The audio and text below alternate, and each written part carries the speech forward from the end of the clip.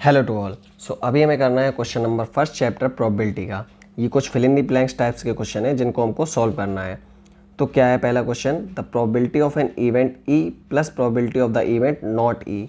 तो इन दोनों का सम कितना होगा, मीन्स आपसे बोला गया है कि the probability of event plus probability of event not E, इन दोनों का सम कितना होने वाला है, तो वो इक्वल्स टू होने वाला है 1 के। मीन्स किसी भी इवेंट के होने की प्रोबेबिलिटी प्लस उसके ना होने की प्रोबेबिलिटी का सम कितना आएगा, तो उसका सम आ जाएगा इक्वल्स टू 1। नेक्स्ट क्या है, the probability of an event that can not happen is such an event is called. Means ऐसा इवेंट जो कभी भी हो ही नहीं सकता है, तो ऐसे इवेंट को हम क्या नेम देंगे, ऐसे इवेंट को हमने नेम दिया है इम्पॉसिबल इवेंट का। मीन्स ऐसा इवेंट जो कभी भी नहीं हो सकता, तो इस इवेंट का नेम क्या है, इम्पॉसिबल इवेंट। जैसे इसका एग्जाम्पल एक लेते हैं, जस्ट मान लिया आपने लिया एक कॉइन, उसके ऊपर या तो हेड्स आएगा या तो टेल्स आएगा। अब मैं अगर बोल दूं कि इस कॉइन पर नंबर 7 आने की प्रोबेबिलिटी, इस कॉइन पर नंबर 7 आने की प्रोबेबिलिटी, तो नंबर 7 तो इस कॉइन पे आ ही नहीं सकता है। मीन्स क्या हुआ, नंबर 7 आना इम्पॉसिबल है। मीन्स तो इस ऐसे इवेंट्स को हम क्या बोलते हैं, इम्पॉसिबल इवेंट, जो इवेंट कभी भी नहीं हो सकता है। नेक्स्ट क्या है, the probability of an event that is certain to happen is such an event is called.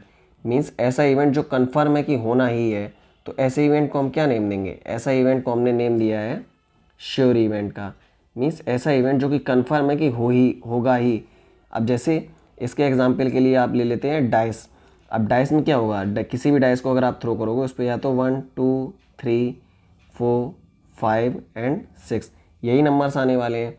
ठीक, अब अगर ये नंबर्स आने वाले, मैं आपसे क्वेश्चन पुटअप करता हूँ कि किसी भी डाइस पर नेचुरल नंबर आने की प्रोबेबिलिटी, डाइस पर नेचुरल नंबर आने की प्रोबेबिलिटी क्या होगी, तो डाइस पर चाहे कुछ भी आ जाए, इन्हीं सब नंबर्स में से ही आएगा।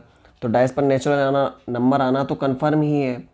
तो इससे हमें क्या पता चला कि डाइस पर नेचुरल नंबर हमेशा ही आएगा। तो यानी कि नेचुरल नंबर आना क्या है, वो एक श्योर इवेंट है, कन्फर्म इवेंट है कि नेचुरल नंबर आएगा ही। ठीक है, तो ऐसे इवेंट को हमने क्या नेम दिया है, श्योर इवेंट का। नेक्स्ट क्या है, the sum of the probability of all the elementary event of an experiment is. यानी कि जितने भी एलिमेंट्री इवेंट हैं उनकी प्रोबेबिलिटीज़ का सम कितना होगा, ये हमसे बोला गया है। तो वो इक्वल्स टू होता है 1 के। जितने भी एलिमेंट्री इवेंट हैं उनकी प्रोबेबिलिटीज़ का सम किसके इक्वल है, वो इक्वल्स टू है 1 के। अब इसको हम कहते हैं, कैसे समझते हैं, मान लिया अगेन आपने लिया एक कॉइन, उस पर क्या आएगा, या तो हेड्स आएगा एंड या तो टेल्स आएगा।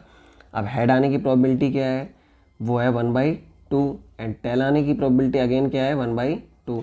तो मान लिया ये क्या है हमारा इवेंट 1 हेड आना एंड इवेंट 2 क्या है, टेल्स आना। अब अगर हम इवेंट 1 और प्लस इवेंट 2 की प्रोबेबिलिटीज़ को ऐड कर देंगे तो वो किसके इक्वल आएगा, 1/2 प्लस 1/2, ये किसके इक्वल होने वाला है, ये इक्वल्स टू होने वाला है 1 के। यानी कि जितने, सिर्फ यहाँ पे कॉइन की बात नहीं है, हर एक में ये एप्लीकेबल होता है कि चाहे हेड और चाहे तो टेल, यानी कि या फिर जितने भी एलिमेंट्री इवेंट हैं उनकी प्रोबेबिलिटीज़ का सम कितना आएगा, तो वो इक्वल्स टू आएगा 1 की, जितने भी एलिमेंट्री इवेंट हैं। अभी देखते हैं last and final fill in the blanks. The probability of an event is greater than और equal to and less than और इक्वल टू।